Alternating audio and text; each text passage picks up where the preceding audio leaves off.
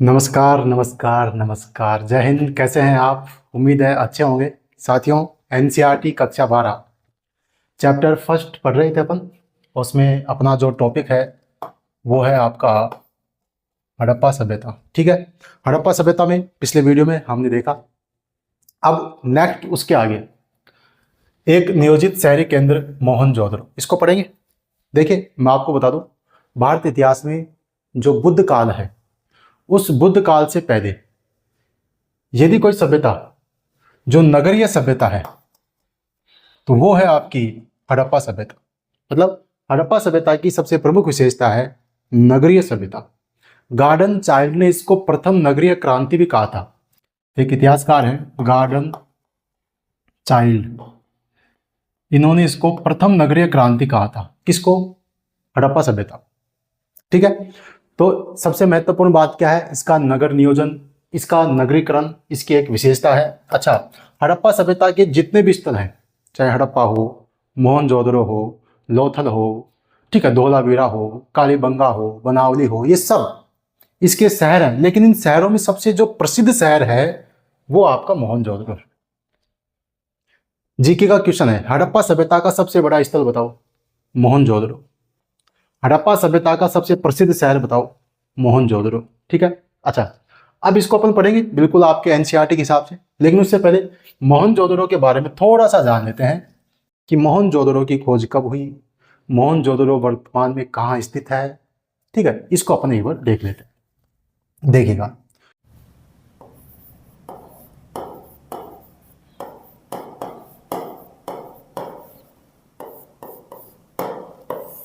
मोहनजोदड़ो। ठीक है, ये जो शब्द है मोहनजोदड़ो, ये सिंध भाषा का शब्द है।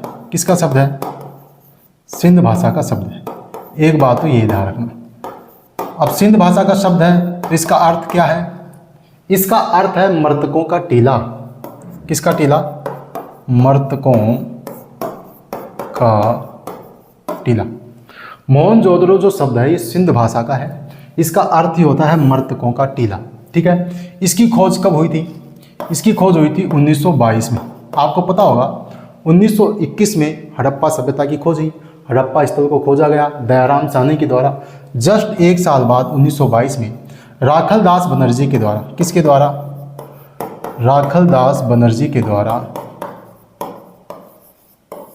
इस स्थल की खोज की गई।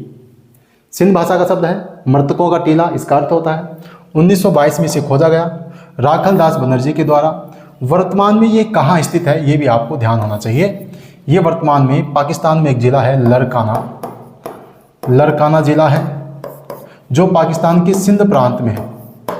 किस प्रांत में है? सिंध प्रांत में है, और सिंधु नदी के दाएं तट पर है। कौन सी नदी? सिंधु नदी के दाएं तट पर। मोहनजोदड़ो की प्रमुख बातें हो गई है। सिंध भाषा का शब्द एक, मृतकों का टीला इसका अर्थ होता है। 1922 में इस स्थल की खोज की गई। किसके द्वारा की गई? राखलदास बनर्जी के द्वारा की गई। ये पाकिस्तान के लरकाना जिले में है, और लरकाना जिला पाकिस्तान के सिंध प्रांत में है, सिंधु नदी के दाएं तट पर है। जो हड़प्पा स्थल है वो रावी नदी के तट पर है, जबकि मोहनजोदड़ो सिंधु नदी के दाएं तट पर है। ठीक है, ये इसका संक्षिप्त परिचय है। इसका अन्य नाम भी हैं। अन्य नामों में देखो, एक नाम तो हो गया मृतकों का टीला। अच्छा, इसको आध्यात्मिक नगर या आनुष्ठानिक केंद्र भी कहते हैं। आनुष्ठानिक केंद्र भी कहते हैं। स्तूपों का शहर भी कहते हैं। स्तूपों का शहर। अभी स्तूप आएगा आपके, अपन जब बुद्ध पढ़ेंगे अपनी ही किताब में, तब आपको बताएंगे स्तूप क्या होता है। ठीक है, यहाँ से कनिष्क का एक स्तूप मिला है, इसलिए मोहनजोदड़ो को स्तूपों का शहर भी कहते हैं। इसका अर्थ होता है मृतकों का टीला, एक नाम ये हो गया। इसको आध्यात्मिक नगर भी कहते हैं, इसको आनुष्ठानिक केंद्र भी कहते हैं। क्यों कहते हैं अभी अपन पढ़ेंगे। मोहनजोदड़ो में एक विशाल स्नानागार मिला है। क्या मिला है? विशाल स्नानागार। बहुत बड़ी संरचना मिली है स्नानागार की। उसके बारे में इतिहासकारों का मत है कि शायद ये कोई विशेष अनुष्ठानिक केंद्र रहा होगा, यहाँ कोई धार्मिक आयोजन होता होगा, इसलिए इसका नाम अनुष्ठानिक केंद्र रख दिया या आध्यात्मिक नगर रख दिया। ठीक है, ये इसका सामान्य परिचय था। अब अपन चलते हैं अपने बुक की ओर। अब इसमें बुक में अपन एक एक चीज़ को अच्छे से पढ़ेंगे, ठीक है। चलिए देखो, एक नियोजित शहरी केंद्र, एक नियोजित शहरी केंद्र मतलब हड़प्पा सभ्यता की विशेषता ये है शहरीकरण, नगरीकरण, इसका नगर नियोजन, इसका नगर नियोजन, इसका नगर नियोजन सबसे प्रमुख विशेषताओं में से एक है। और हड़प्पा सभ्यता के जितने भी शहर हैं उसमें सबसे प्रसिद्ध शहर है मोहनजोदड़ो। हड़प्पा सभ्यता का सबसे अनूठा पहलू है शहरी केंद्रों का विकास, ठीक है। ऐसा ही एक केंद्र है मोहनजोदड़ो जो सबसे प्रसिद्ध पुरास्थल है। यदि आपसे नगर नियोजन के बारे में पूछे, हड़प्पा सभ्यता के शहरीकरण के बारे में पूछे, तो उसकी सबसे स्टार्टिंग की जो लाइन है वो यही होनी चाहिए कि हड़प्पा सभ्यता का सबसे अनूठा पहलू है उसका शहरी केंद्रों का विकास, और उसका सबसे प्रसिद्ध शहर है मोहनजोदड़ो, जिसकी विशेषताएं निम्न प्रकार हैं। फिर उसमें आप बताएंगे कि देखो ये पूरा शहर है, इसको 2 भागों में बांट दिया, इस प्रकार से। शुरुआत आप यहीं से करेंगे। हड़प्पा सभ्यता का सबसे अनूठा जो पहलू है वो शहरी केंद्रों का विकास है। इसका एक प्रमुख जो शहर है वो है मोहनजोदड़ो, जो सबसे प्रसिद्ध शहर है। देखिए एक बात यहाँ पे ध्यान रखना, सबसे पहले खोजा गया स्थल तो हड़प्पा था, सबसे पहले खोजा गया स्थल तो हड़प्पा था, लेकिन जो सबसे प्रसिद्ध पुरास्थल है वो मोहनजोदड़ो है, ठीक है। अब देखते हैं इसका नियोजन कैसे था, इसको किस प्रकार से बसाया गया था। आप ये चित्र देखो, इस चित्र में देखो, इस शहर को 2 भागों में बांट दिया। ये तो आपका दुर्ग है, इसको बोलते हैं पश्चिमी क्षेत्र या पश्चिमी टीला, ठीक है, या इसको दुर्ग भी बोलते हैं। ये जो पूरा क्षेत्र ये, इसको बोलते हैं पूर्वी टीला। क्या बोलते हैं? पूर्वी टीला या निचला शहर। मोहनजोदड़ो मतलब हड़प्पा सभ्यता की सभी शहरों को मुख्यतः 2 भागों में बांटा गया था। अपवाद है एक, धोलावीरा, वो मैं आपको बता दूंगा बाद में। अभी तो आप इतना ध्यान रखें, इसके शहरों को 2 भागों में, एक तो है पश्चिमी टीला, एक है पूर्वी टीला। पश्चिमी टीला को दुर्ग भी बोलते हैं, पूर्वी टीला को निचला शहर बोलते हैं। इसको निचला शहर इसलिए बोलते हैं कि ये जो दुर्ग था, ये जो शहर था, ये थोड़ा ऊंचाई पर स्थित था। मतलब इसकी जो इमारतें थी वो पहले ईंटों का चबूतरा होता था, उसके ऊपर इमारतें बनाई जाती थी, इसलिए थोड़ा ऊंचाई पर था, ये नीचाई पर था, इसलिए इसको निचला शहर बोलते हैं, इसको दुर्ग बोलते हैं, पश्चिमी टीला बोलते हैं। प्रत्येक को अलग 4 दीवारी से घेरा गया था। इसको भी अलग 4 दीवारी से घेरा गया था, इसको भी 4 दीवारी से घेरा गया था। इसको बोलते हैं किलेबंदी या दुर्गबंदी की गई थी हड़प्पा सभ्यता की।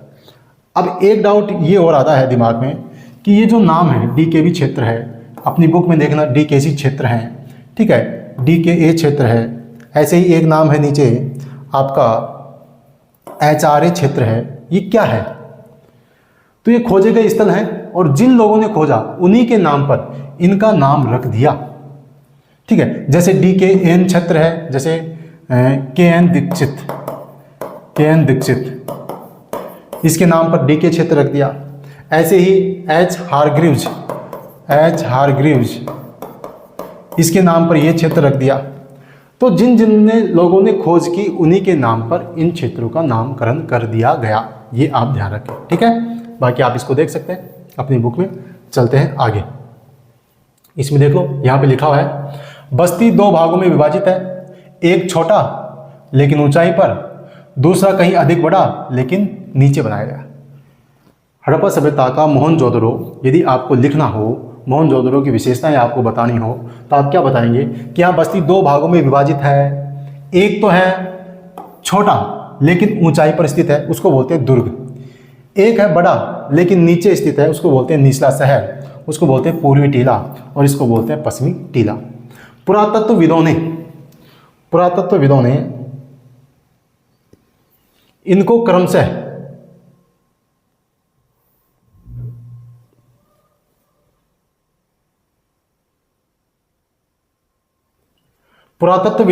क्रमशः दुर्ग और निचला शहर का नाम दिया, ठीक है। एक को नाम दे दिया दुर्ग, एक को नाम दे दिया निचला शहर। दुर्ग की ऊंचाई का कारण क्या था? दुर्ग की ऊंचाई का कारण था कि यहाँ जितनी भी संरचनाएं बनी थी वो कच्ची ईंटों के चबूतरों पर बनी थी, यानी कि पहले कच्ची ईंटें होती थी, उनके ऊपर कोई संरचना बनी थी, इसलिए दुर्ग जो था वो ऊंचाई पर स्थित था। दुर्ग को दीवार से घेरा गया था, ये बात ध्यान रखना। जैसे ये दुर्ग है, ठीक है, और ये आपका निचला शहर है, मान लिया इस दुर्ग को दीवार से घेरा गया था अलग, इस निचले शहर को भी दीवार से घेरा गया था अलग। इसका मतलब यह है कि दुर्ग को निचले शहर से अलग किया गया था। यहाँ पे लिखा गया है दुर्ग को दीवार से घेरा गया था, जिसका अर्थ है कि इसे निचले शहर से अलग किया गया था, नीचे वाले शहर से अलग किया गया था, पृथक किया गया था। ठीक है, इसका आप ध्यान रखना। इसके बाद में आगे देखेंगे अपन इसकी और विशेषताएं। निचला शहर भी दीवार से घेरा गया था, मैंने बता दिया, निचला शहर भी दीवार से, दुर्ग भी दीवार से। इसके अलावा कई भवनों को ऊंचे चबूतरों पर बनाया गया था जो नींव का काम करते थे। जो भवन है उनको किस पर बनाया? ऊंचे चबूतरों के ऊपर। तो ये चबूतर हैं नींव का काम करते थे, और अनुमान लगाया गया इन चबूतरों को बनाने में जो भवन इन चबूतरों पर, बड़े बड़े चबूतरे होते हैं और इन चबूतरों के ऊपर भवन बनाए गए हैं, इन चबूतरों को बनाने में 40 लाख श्रमिक दिवस ऐसा अनुमान लगाया गया है, इतने दिन लगे होंगे। इसका मतलब है कि यूं ही नहीं बने, एक प्लान था, नियोजन था, पहले से प्लान किया गया, फिर ये बनाया गया। पहले चबूतरे बनाए गए, फिर उस पर भवन बनाए गए। देखो, अनुमान लगाया गया है कि यदि एक श्रमिक प्रतिदिन 1 घन मीटर मिट्टी ढोए तो मात्र आधारों को बनाने में, मात्र आधार मतलब चबूतरों को बनाने में 40 लाख श्रम दिवस लगे होंगे, ऐसा अनुमान लगाया जाता है। ठीक है, इसके अलावा एक विशेषता ये होगी, मतलब आपका निचला शहर है और दुर्ग है। ठीक है, अब जो दुर्ग है वो ऊंचाई पर है। ऊंचाई पर क्यों है? क्योंकि वहां जो संरचनाएं हैं वो चबूतरों के ऊपर है। ठीक है, उन चबूतरों को बनाने में कई लाख श्रमिक दिवस लगे हैं, 40 लाख श्रम दिवस लगे हैं। ठीक है, इसकी अलग विशेषता, यहाँ जो भी भवन बने हैं वो पक्की ईंटों के बने हैं। कैसे बने हैं? पक्की ईंटों के, और जो ईंटें हैं ये फिक्स अनुपात में हैं, 4:2:1, मतलब लंबाई, चौड़ाई और ऊंचाई। लंबाई, चौड़ाई, ऊंचाई ये फिक्स अनुपात है ईंटों का, 4:2:1। इसमें एक अपवाद है कालीबंगा। कालीबंगा से जो ईंटें मिलती हैं वो 3:2:1 में मिलती हैं। बाकी पूरी हड़प्पा सभ्यता में सभी ईंटों का अनुपात 4:2:1 है। देखो आप यहाँ पे, एक बार चबूतरों के यथास्थान बनने के बाद सारा भवन निर्माण कार्य चबूतरों पर एक निश्चित क्षेत्र तक सीमित था। यानी कि पहले चबूतरे बनाए, फिर उसके बाद में भवन कार्य होता था। ऐसा प्रतीत होता है कि पहले बस्ती का नियोजन किया गया, पहले बस्ती बनाई गई, फिर उसके बाद कार्यान्वयन। नियोजन का मतलब होता है प्लान। क्या होता है? प्लान। मतलब पहले प्लान किया गया, योजना बनाई गई, फिर उस कार्य को अंजाम दिया गया, क्रियान्वयन किया गया। ऐसे नहीं आजकल जो होता है ना, अपने गाँव में देखो, भवन बन जाएंगे, सड़क बन जाएंगी, फिर नालियाँ खोदेंगे, उसके बाद में सड़कों को उखाड़ देंगे। जबकि यहाँ पर ऐसा नहीं था, पहले बस्ती का नियोजन होता था, प्लान होता था पूरा, फिर कार्यान्वयन होता था। नियोजन के अन्य लक्षणों में ईंटें शामिल हैं। बनाने में एक प्रमुख जो चीज़ है वो ईंट, और ईंट का फिक्स अनुपात था 4:2:1। इन ईंटों को धूप में सुखाकर भट्ठी में पकाकर बनाया जाता था। ये एक निश्चित अनुपात की होती थी। बात समझ में आई क्या? इनको बनाने के लिए ईंटों का प्रयोग होते थे। ईंटों को भट्टी में तपाकर या धूप में सुखाकर बनाते थे। ईंटें फिक्स अनुपात में होती थी। चौड़ाई ऊंचाई क्रम से 4 गुनी और 2 गुनी होती थी। आ गई ना, चौड़ाई और ऊंचाई, लंबाई, चौड़ाई, ऊंचाई का अनुपात 4:2:1 है।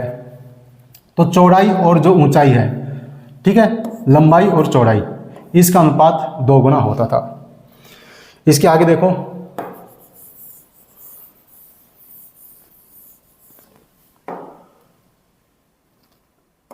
इस प्रकार की ईंटें सभी हड़प्पा बस्तियों में प्रयोग में लाई जाती थी। ये बात समझ में आई? देखो दोबारा बता रहा हूँ आपको। मोहनजोदड़ो जो शहर, उसको अपन 2 भागों में बांट दे। ठीक है, एक तो है आपका दुर्ग, एक है आपका निचला शहर।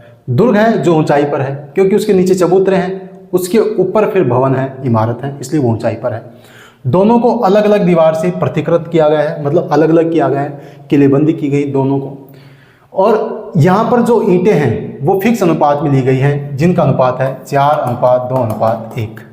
ठीक है, अब देखो, ये देखो आप हड़प्पा सभ्यता की दुर्दशा। मतलब मोहनजोदड़ो जो शहर है, वहाँ से जो संरचनाएं मिली हैं वो एकदम संरक्षित हैं, और जो हड़प्पा की जो संरचनाएं हैं वो खंडित हैं। यहाँ से सुरक्षित भवन इमारतें नहीं मिली हैं। उसका कारण क्या है? उसके कारण को जानने के लिए अपन चलते हैं हड़प्पा सभ्यता की खोज में। हड़प्पा सभ्यता की खोज में मैं आपको बता दूं, सबसे पहले 1826 में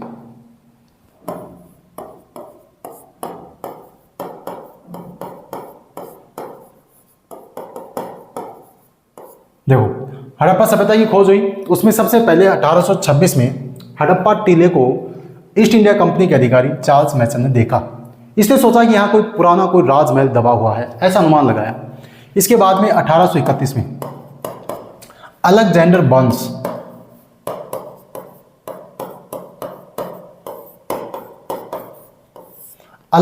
बर्न्स ये पंजाब के दौरे पर गया, पंजाब के महाराजा रंजीत सिंह से मिला।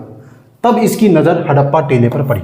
इसने अनुमान लगाया यहाँ कोई पुराना टीला हो सकता है। इसने भी अनुमान लगाया, लेकिन बस अनुमान लगाकर रह गई। आगे देखो 1853 से 1856 लाहौर से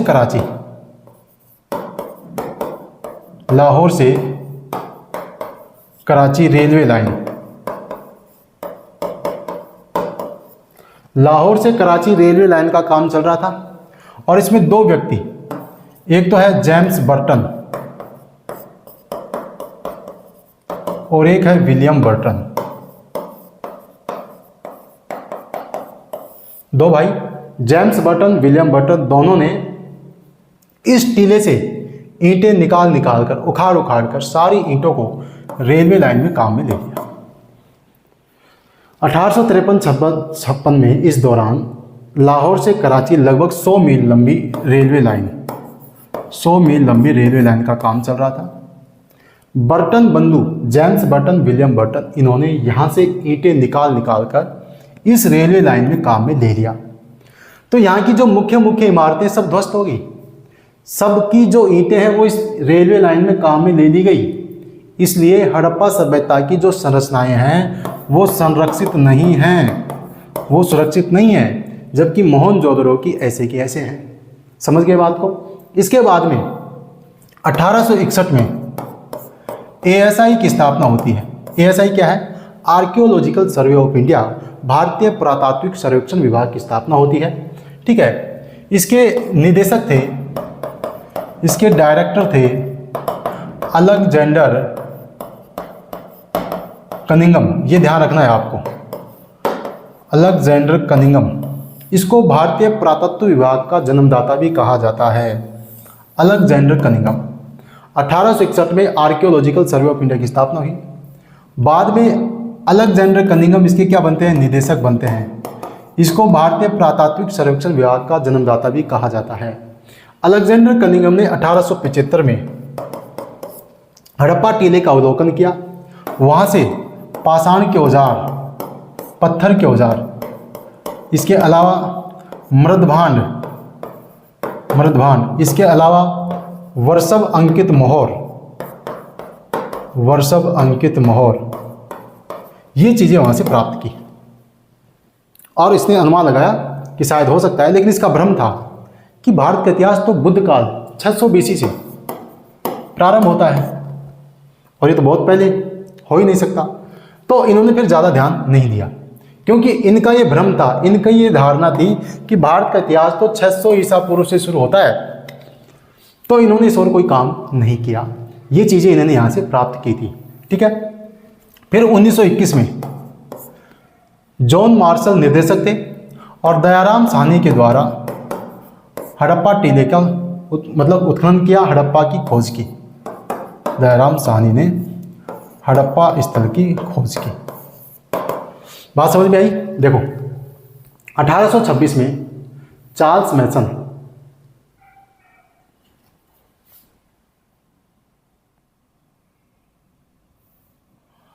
1826 में चार्ल्स मैसन ने इस टीले को देखा। 1831 में अलेक्जेंडर बर्न्स ने देखा। 1853-56 के दौरान लाहौर से कराची रेलवे लाइन का काम चल रहा था। तो जेम्स बटन, विलियम बटन बंधुओं ने हड़प्पा टीले से ईंटों को निकाल निकाल कर इस रेलवे लाइन में बिछा दिया। तो खूब सारी संरचनाएं समाप्त हो गई। 1861 में भारतीय पुरातत्व विभाग की स्थापना हुई, आर्कियोलॉजिकल सर्वे ऑफ इंडिया। इसके पहले निदेशक थे अलेक्जेंडर कनिंघम। ठीक है, 1875 में अलेक्जेंडर कनिंघम ने हड़प्पा टीले से पाषाण के औजार, मृदभांड, वर्षभ अंकित मोहर प्राप्त की। 1921 में दयाराम साहनी ने हड़प्पा सभ्यता की खोज की। ठीक है, अब देखो आपकी किताब में प्रश्न जो है उसको देखते हैं। हड़प्पा की दुर्दशा का कारण देखो। हड़प्पा सबसे पहले खोजा गया स्थल था। हड़प्पा सबसे पहले खोजा गया स्थल था। इसे ईंट चुराने वालों ने बुरी तरह नष्ट कर दिया। कौन?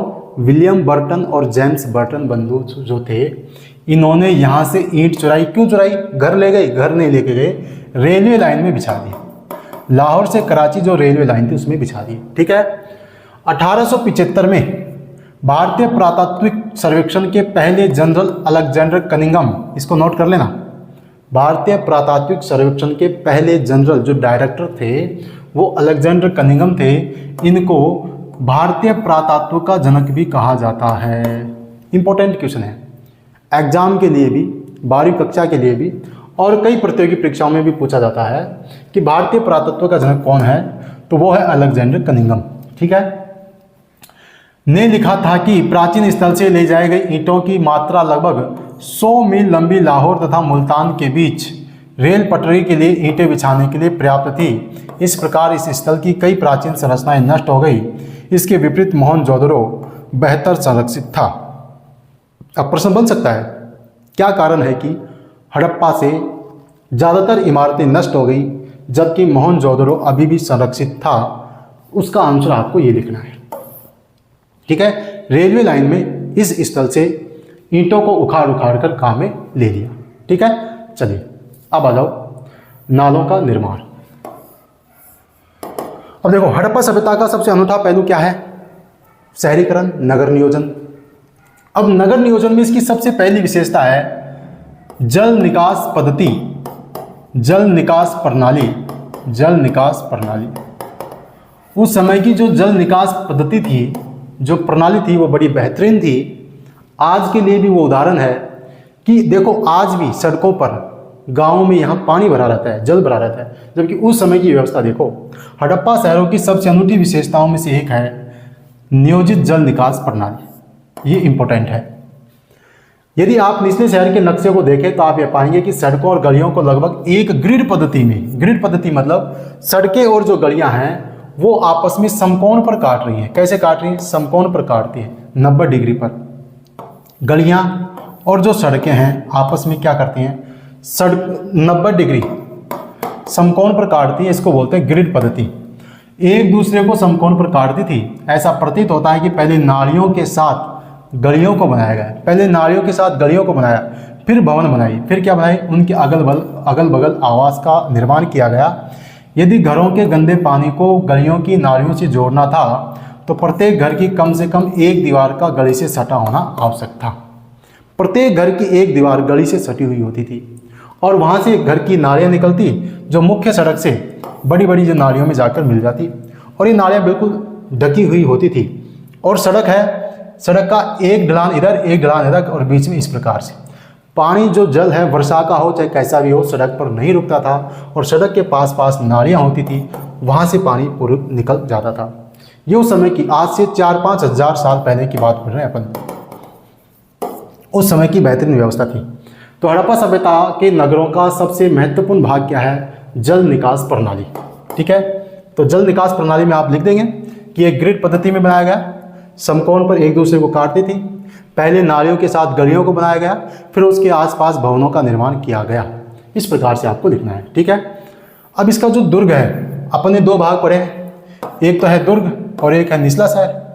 जो दुर्ग है वो अधिकांश हड़प्पा बस्तियों में एक छोटा ऊंचा पश्चिमी तथा एक बड़ा लेकिन निचला पूर्वी भाग होता है, बिल्कुल होता है। इस पर नियोजन में विविधताएं भी हैं। धौलावीरा तथा लोथल जैसे स्थलों पर भी पूरी बस्ती किलेबंद थी। अब इसका मतलब क्या है? देखो, जैसे मान लो ये धौलावीरा है, धोलावीरा में जो शहर था 3 भागों में विभाजित था। एक तो है पश्चिमी टीला, एक है पूर्वी टीला और एक है मध्यम नगर। क्या था? मध्यम नगर। धोलावीरा एक ऐसा स्थल है हड़प्पा सभ्यता का जो 3 भागों में विभाजित था। इसके अलावा अन्य जो बस्तियां हैं वो 2 भागों में थी, धोलावीरा 3 भागों में था। इसके अलावा यहाँ पर क्या था, जो दुर्ग था इसकी किलेबंदी हो गई, जो पश्चिमी पूर्वी टीला था इसकी किलेबंदी होगी। इसके अलावा संपूर्ण की एक साथ पूरी बस्ती की एक साथ किलेबंदी कर दी। ये भी यहाँ से देखने को मिलता है, धोलावीरा और लोथल से। धोलावीरा और लोथल की पूरी बस्ती की एक साथ किलेबंदी की गई थी, ये भी आपको ध्यान रखना है। इसके अलावा जो ये दुर्ग है इसकी किलेबंदी लोथल में नहीं की गई थी। यहाँ लिखा हुआ है लोथल में दुर्ग दीवार से घिरा तो नहीं था पर कुछ ऊंचाई पर बनाया गया था। मैं क्या कर रहा हूँ, हड़प्पा सभ्यता के सभी स्थल, एक तो होता है दुर्ग, एक होता है निचला शहर, ठीक है, इनके ऊपर दुर्गबंदी थी। लोथल में दुर्ग के ऊपर किलेबंदी नहीं थी। लोथल कहाँ है? गुजरात में। लोथल कहाँ है? गुजरात में। धोलावीरा कहाँ है? गुजरात में, ठीक है। तो लोथल और धोलावीरा को संपूर्ण एक साथ दुर्गीकृत किलेबंद किया गया था, एक साथ, ये भी ध्यान रखना है। धोलावीरा और लोथल पूरी बस्ती को एक साथ किलेबंद किया गया था। इसके अलावा जो लोथल था उसके दुर्ग की किलेबंदी नहीं की गई थी। यह आप पढ़ेंगे, देख लेना, इसमें बिल्कुल स्पष्ट शब्दों में लिखा हुआ है, ठीक है। इसके बाद में देखो गृह स्थापत्य। इसका गृह स्थापत्य देखिए। गृह स्थापत्य मतलब जो भवन बनते थे यहाँ पर, उन भवनों को किस प्रकार से बनाया गया, ठीक है, भवन निर्माण। तो आज किस प्रकार से बनाते हो, आज कैसे बनाते हो उसको देखो। आज कोई घर होता है, घर में आंगन होता है, चौक होता है, उसको चारों तरफ ये मकान होते हैं, ठीक है, मकान होते हैं। तो हड़प्पा सभ्यता में भी 4-5 कमरे होते थे।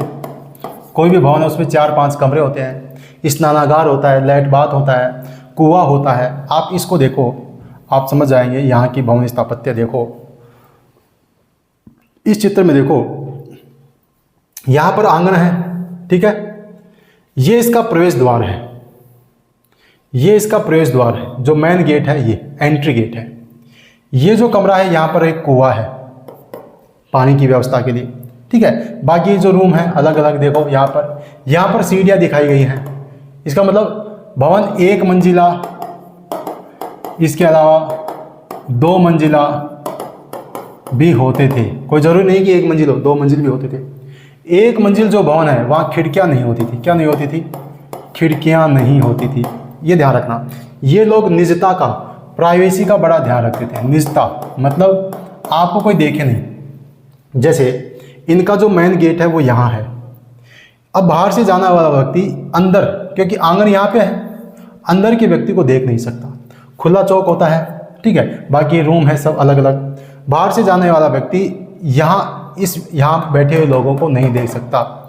निजता का बड़ा ख्याल रखते थे। इसका मतलब पहले जो तल है, पहली जो मंजिल है, यहाँ रूम के अंदर कोई भी खिड़की नहीं है। सारे गेट आंगन की तरफ खुल रहे हैं। किसकी तरफ खुल रहे हैं? आंगन की तरफ खुल रहे हैं। ये इनकी विशेषता है। घर के अंदर एक आंगन है, आंगन खुला है, उसके जितने भी मकान हैं, जितने भी रूम हैं, सब के दरवाजे आंगन की तरफ खुलते हैं, ठीक है। घर का जो मेन प्रवेश द्वार है उससे कोई भी आंगन को नहीं देख सकता। भवन 1 मंजिल 2 मंजिल होते थे। 1 मंजिल जो मकान है, जो भूमि तल है, उस पर खिड़कियां नहीं होती थी, ठीक है। भवन का जो मुख्य दरवाजा है ये सड़क की तरफ न खुलकर पीछे की तरफ खुलता था।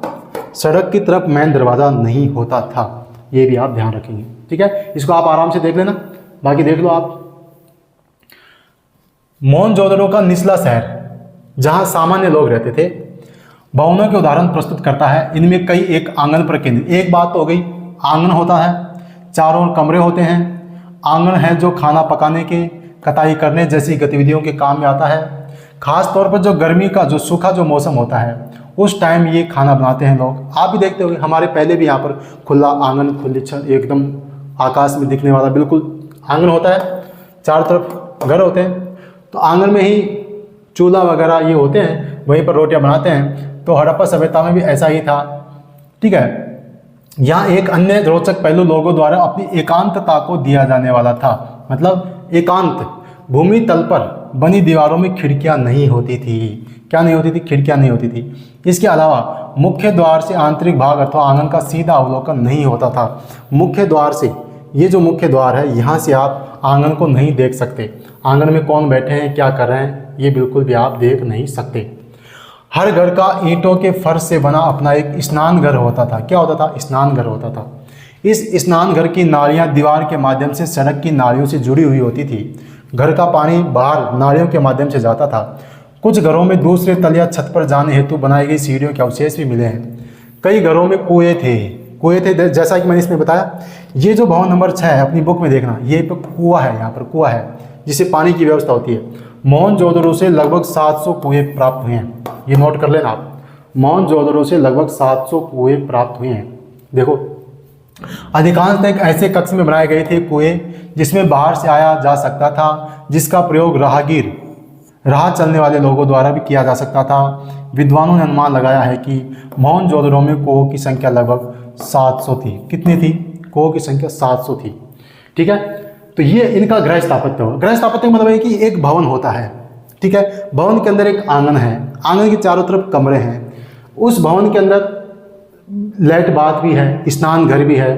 ठीक है, ये लोग निजता का, एकांतता का बड़ा ख्याल रखते थे। कैसे रखते थे? भूमि तल पर जो मंजिल है उसमें कोई भी खिड़कियां नहीं होती थी। घर का जो मुख्य दरवाजा है वो सीधा आंगन की तरफ नहीं जाता था। ठीक है, ये इनकी कुछ विशेषताएं थी। जो मेन गेट है उसके पास कुआं होता था। मोहनजोदड़ो से 700 कुएं मिले हैं। कितने मिले हैं? 700 कुएं मिले हैं। ये इनका आप गृह स्थापत्य में लिख सकते हैं। अच्छा, जो जल निकास प्रणाली है, जो नालियां हैं, अब तक की खोजी गई प्राचीनतम प्रणाली है। इसके बारे में अर्नेस्ट मैके कहते हैं, इतिहासकार हुए अर्नेस्ट मैके। इन्होंने लिखा है, क्या लिखा है? देखो, निश्चित रूप से यह अब तक की खोजी गई सर्वथा संपूर्ण प्राचीन, यहाँ की जो जल निकास पद्धति है अब तक की सबसे संपूर्ण प्राचीन प्रणाली है। हर आवास गली की नालियों से जोड़ा गया। मुख्य नाले गारे में जमाई गई ईंटों से बने थे। इन्हें ऐसी ईंटों से ढका गया जिन्हें सफाई के लिए हटाया जा सकता था। कुछ स्थानों पर ढकने के लिए चूना पत्थर की पट्टिका का प्रयोग करते थे। घरों की नालियां, जैसे घर से नाली निकली तो वो कोई होदी या मलकुंड में खाली होती थी। उस कुंड में ठोस पदार्थ जम जाता था जिसकी सफाई कर दी जाती थी। गंदा पानी गली की नालियों में बह जाता था। बहुत लंबे नालों में कुछ अंतरालों पर सफाई के लिए होदियां बनाई गई थी। यह पुरातत्व का एक अजूबा ही है। अर्नेस्ट मैके ने कहा है कि यह पुरातत्व का एक अजूबा ही है। देखो, उस समय की सबसे अनूठी प्रणाली है। आज भी हमारे गाँव में, शहरों में जाकर देखना, पानी स्टोरेज, पानी रुका रहता है, जबकि आज से 4-5 हज़ार साल पहले इस व्यवस्था को देखो प्रॉपर किस प्रकार से, कहीं पर भी पानी नहीं रुकने का सवाल था। इसके बाद में है दुर्ग।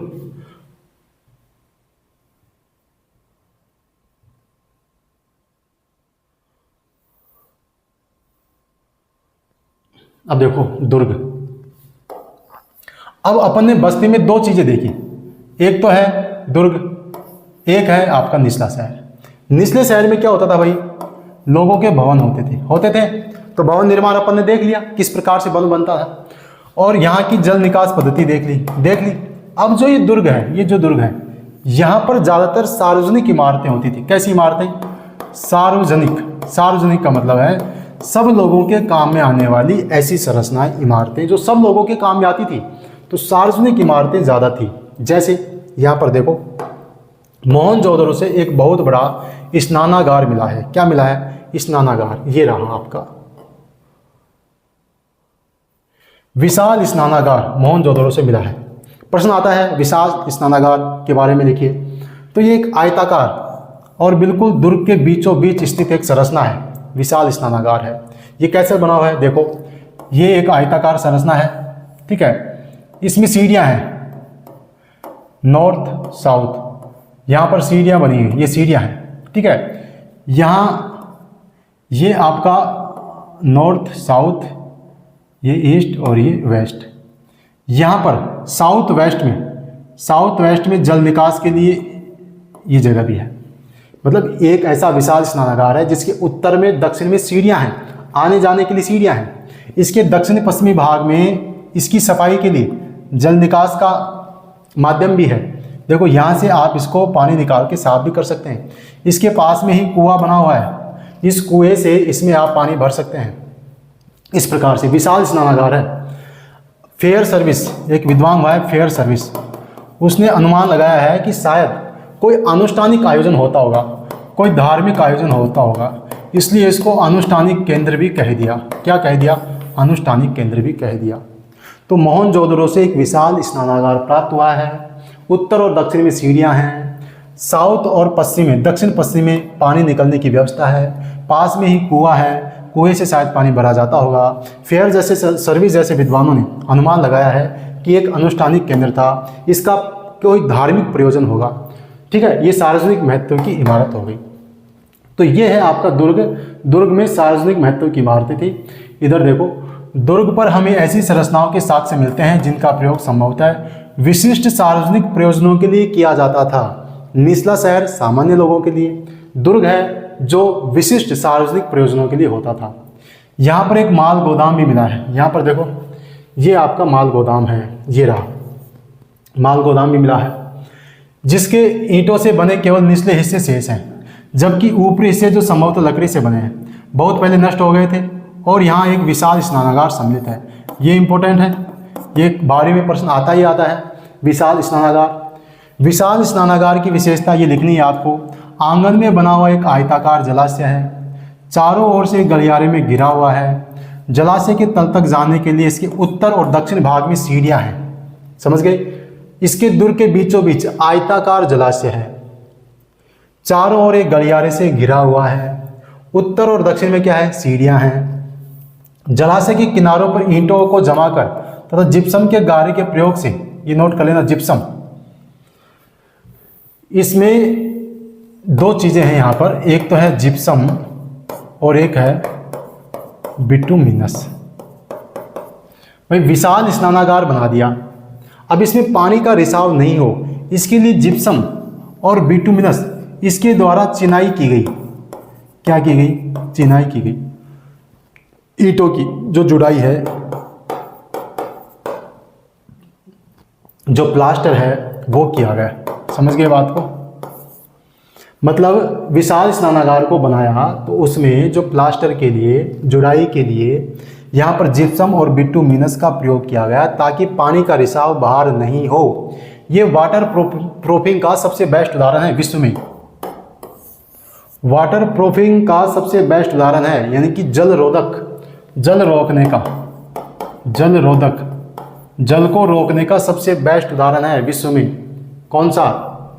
विशाल स्नानागार। कैसे रोकते थे? जिप्सम और बिटुमिनस के प्रयोग से। ये नोट कर लेना, इंपॉर्टेंट है, जिप्सम और बिटुमिनस के प्रयोग से। ठीक है, जलबद्ध किया जाता था। इसके 3 और कक्ष थे, जिनमें एक में बड़ा कुआं था जो शायद जलाशय से पानी एक बड़े नाले में बह जाता था। इसके उत्तर में एक गली के दूसरी ओर एक अपेक्षाकृत छोटी संरचना थी जिसमें 8 स्नानागार बनाए गए थे। ठीक है, एक गलियारे के दोनों ओर 4-4 स्नानागार बने थे। प्रत्येक स्नानागार से नालियां गलियारे के साथ साथ बने एक नाले में मिलती थी। इस संरचना का अनोखापन तथा दुर्ग क्षेत्र में कई विशिष्ट संरचनाओं के साथ इनके मिलने से इस बात का स्पष्ट संकेत मिलता है कि इसका प्रयोग किसी प्रकार के विशेष अनुष्ठानिक स्नान के लिए किया जाता था। ये इसकी महत्वपूर्ण बात है। देखो, विशाल स्नानागार आए तो आपको लिखेंगे कहाँ है? मोहनजोदड़ो में। मोहनजोदड़ो में भी कहाँ है? दुर्ग के अंदर। भाई बस्ती के 2 भाग है ना, निचला शहर दुर्ग, दुर्ग में है आपका विशाल स्नानागार। इसकी विशेषता क्या है? इसके उत्तर और दक्षिण में, ठीक है, क्या है? सीढ़ियाँ हैं। ये आपका नॉर्थ है, ये साउथ है, उत्तर दक्षिण में सीढ़ियाँ हैं। अच्छा, इसको जल को रोकने के लिए, जल रिसाव को रोकने के लिए जिप्सम और बिटुमिनस का प्रयोग किया गया है। बिटुमिनस का प्रयोग किया गया है। ठीक है, दक्षिण पश्चिम में पानी निकास के लिए व्यवस्था है, पास में ही एक कुआं है जिससे पानी भरा जाता है, और वाटर प्रूफिंग का, जल रोकने का सबसे बेस्ट उदाहरण है विश्व में। और इसको अनुष्ठानिक स्नान के लिए इसका प्रयोग किया जाता था। अनुष्ठानिक स्नान के लिए, हो सकता है किसी धार्मिक आयोजन के लिए इसका प्रयोग किया जाता हो, ऐसा इतिहासकारों का अनुमान है। ठीक है, ये आपका हो गया विशाल स्नानागार। इसके बाद में आपका है सामाजिक भिन्नताओं का अवलोकन।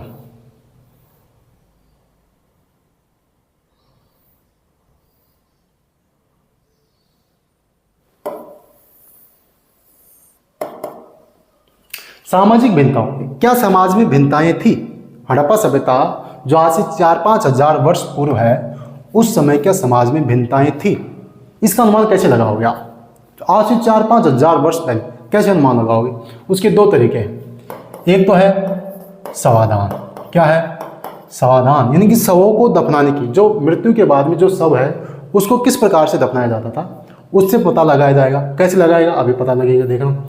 दूसरा है विलासिता की वस्तुएं।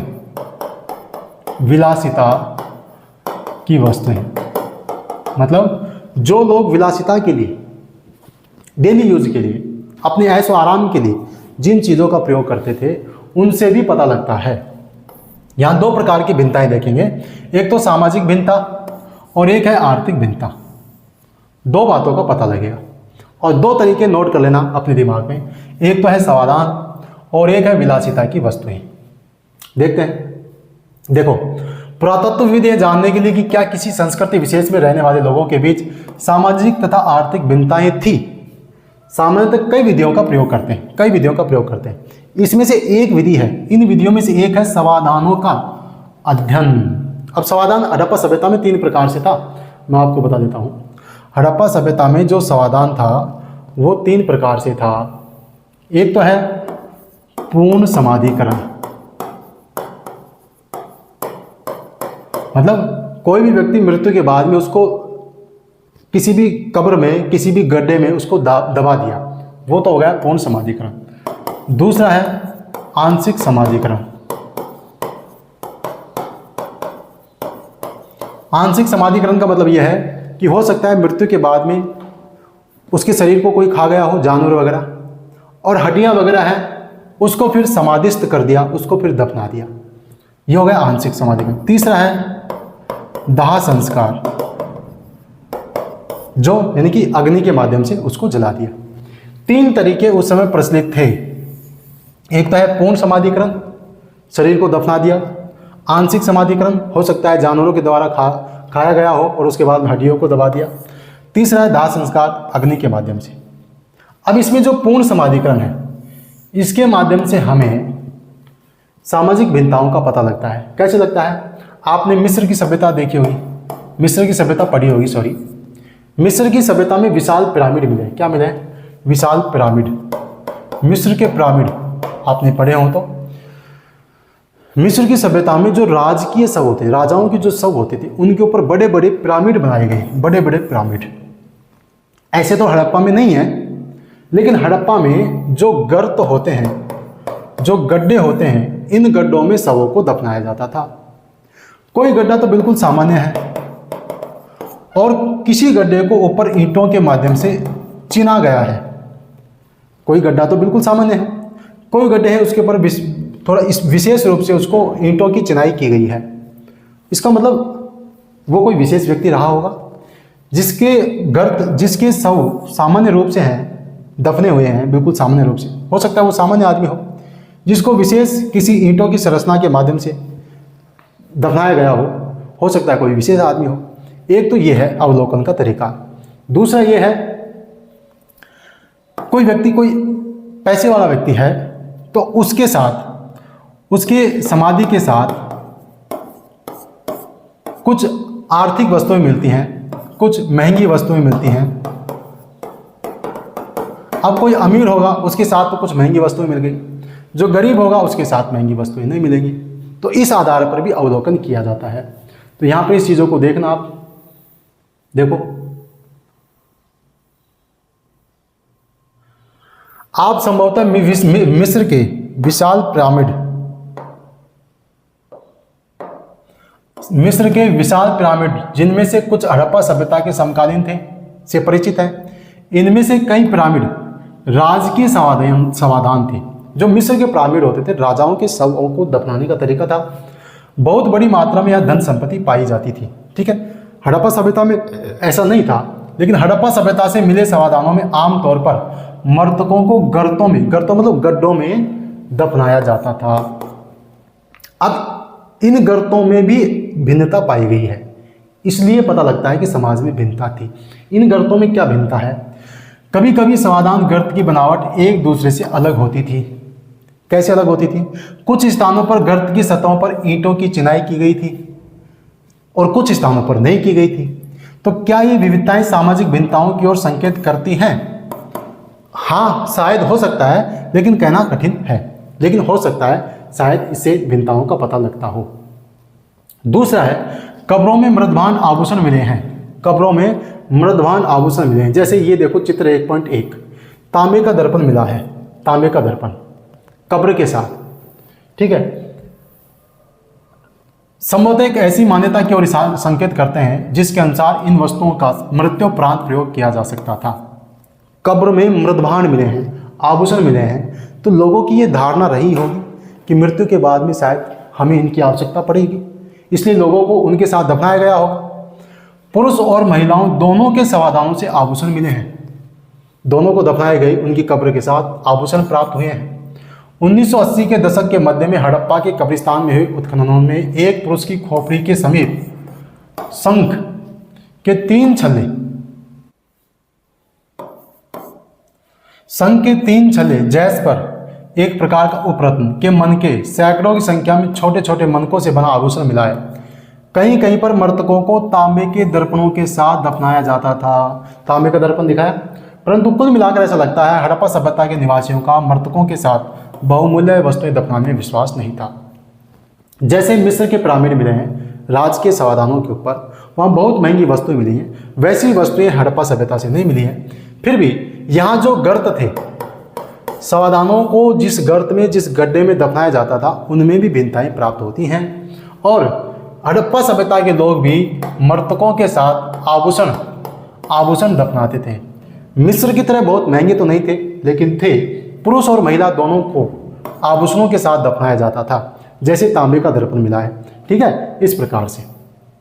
दूसरा, एक तो हो गया समाधान, दूसरा है विलासिता की वस्तुओं की खोज। विलासिता की वस्तुओं की खोज, ये क्या है? अब देखो, जैसे भोग विलास की वस्तुएं जो होती हैं, ऐस आरामदायक जीवन जीने के लिए जिन जिन चीज़ों की आवश्यकता होती है उसको बोलते हैं विलासिता की वस्तुएं। तो हड़प्पा सभ्यता के जहाँ जहाँ स्थल हैं, जिन जिन स्थलों से ये वस्तुएं मिलेंगी, वहीं से अनुमान लगाएंगे कि यहाँ पर कुछ अमीर या गरीब लोग रहते हैं या नहीं रहते। ये आर्थिक भिन्नता का कारण है। आर्थिक भिन्नता, इससे पता लगाई जाएगी। विलासिता की वस्तुओं की खोज से हमें आर्थिक भिन्नता का पता लगेगा। कैसे लगेगा? देखो, कुछ ऐसी वस्तुएं हैं जो हड़प्पा सभ्यता की सब स्थलों में मिलती हैं, जैसे मृदभांड है, सुई है, ये सब चीज़ें हड़प्पा सभ्यता के किसी भी स्थल में जाओ सब जगह मिल जाती हैं। लेकिन कुछ ऐसी वस्तुएं हैं जो विशेष बड़े बड़े शहरों में मिलती है, जैसे ये क्या है? फयोंस से बना एक पात्र है। फयोंस क्या होती है? फयोंस एक धातु होती है जो बालू, मिट्टी, रेत प्लस रंग, जिस रंग का बनाना है वो, प्लस एक चिपचिपा पदार्थ होता है, चिपचिपा पदार्थ, इनके मिश्रण से फयोंस धातु बनाई जाती है। ये फयोंस धातु, और इस फयोंस धातु से ऐसा एक पात्र बनाया गया। ये पात्र, इसको बनाने का तरीका कठिन है, कुछ स्थानों पर ही मिला है, तो ये दुर्लभ है तो महंगा भी होगा, ऐसा अनुमान है। तो जिन बस्तियों में, जिन शहरों में ये मिला है, अनुमान है कि वो शहर बड़े आर्थिक रूप से संपन्न होंगे, वहाँ अमीर लोग रहते होंगे, ऐसा इतिहासकारों का अनुमान है। ये फयोंस धातु, इस धातु के पात्रों में सुगंधित द्रव्य रखा जाता था। सुगंधित द्रव्य, जैसे तुम लगाते हो ना सेंट वगैरह, जो डीओ वगैरह छिड़कते हो, ऐसे वो उस समय ये लोग किस में रखते थे भाई? फयोंस नामक ऐसा एक पात्र होता था, फयोंस धातु से बना हुआ एक पात्र होता था। इस पात्र में सुगंधित द्रव्य रखते थे। तो जो बड़ी बड़ी बस्तियां हैं, मोहनजोदड़ो है, हड़प्पा है, इन स्थलों से ये मिला है। और जो गरीब बस्तियां हैं, जो गरीब लोग हैं, वो इसका प्रयोग नहीं करते थे। सीधी सी बात है। देखो, सामाजिक भिन्नताओं को पहचानने की एक अन्य विधि है ऐसी पुरावस्तुओं का अध्ययन, जिन्हें पुरातत्वविद मोटे तौर पर उपयोगी और विलास की वस्तुओं में वर्गीकृत करते हैं। पहले वर्ग में रोजमर्रा के उपयोग की वस्तुएं सम्मिलित हैं, जैसे पत्थर अथवा मिट्टी जैसे सामान्य पदार्थों से आसानी से बनाया जा सकता है। चक्की है, हड़प्पा सभ्यता की हर स्थल से मिली है। मृदभांड सब जगह से मिली है। सुई है, झावा है, सब जगह से उपलब्ध है। ये वस्तुएं सामान्य रूप से बस्तियों में सर्वत्र पाई गई हैं, हड़प्पा सभ्यता की सब स्थलों में पाई गई हैं। पुरातत्वविद उन वस्तुओं को कीमती मानते हैं जो दुर्लभ हो। अब जो जो जो हर जगह मिल गई वो तो सस्ती वस्तु है, लेकिन जो दुर्लभ है, किसी किसी स्थान पर मिलती है, वो वस्तुएं क्या होगी भाई? कीमती होंगी, महंगी होंगी। स्थानीय स्तर पर अनुपलब्ध पदार्थों से अथवा जटिल तकनीक से बनाई जाती थी, जैसे फायोन्स, घिसी हुई रेत अथवा बालू रेत, रंग और चिपचिपे पदार्थ के मिश्रण से फायोन्स बनाया जाता था और इसके छोटे पात्र कीमती माने जाते थे क्योंकि इनको बनाना कठिन था। ठीक है, इसके आगे देखो।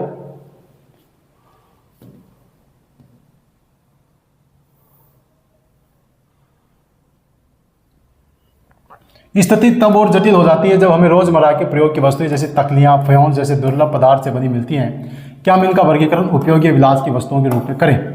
देखो, यदि हम ऐसी पुरावस्तुओं के वितरण का अध्ययन करें तो हम पाते हैं कि महंगे पदार्थों से बनी दुर्लभ वस्तुएं सामान्यतः केवल मोहनजोदड़ो और हड़प्पा जैसी बड़ी बस्तियों में ही मिलती हैं।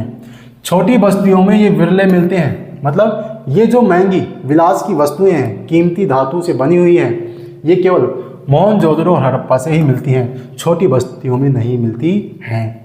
उदाहरण के लिए फायोन्स से बना लघु पात्र जो सुगंधित द्रव्यों के पात्रों के रूप में प्रयुक्त होते थे, अधिकांशतः हड़प्पा और मोहनजोदड़ो से मिले हैं। कालीबंगा जैसी छोटी बस्तियां, कालीबंगा का है राजस्थान, इन बस्तियों से बिल्कुल नहीं मिला। इसी तरह सोना है, सोना भी दुर्लभ है, आज की तरह पहले भी कीमती था। ठीक है, ये सब चीजें हैं। तो अगला जो टॉपिक है अपना शिल्प उत्पादन, ये पढ़ेंगे अगले वीडियो में। उम्मीद है चीज़ें आपकी समझ में आ रही होगी। इस पार्ट के अपन प्रश्न उत्तर भी करेंगे। ठीक है, ज़्यादा से ज़्यादा लोगों तक शेयर कीजिएगा। चैनल पर नए हैं तो सब्सक्राइब कर लेना। मिलते हैं नई वीडियो में। जय हिंद, जय भारत।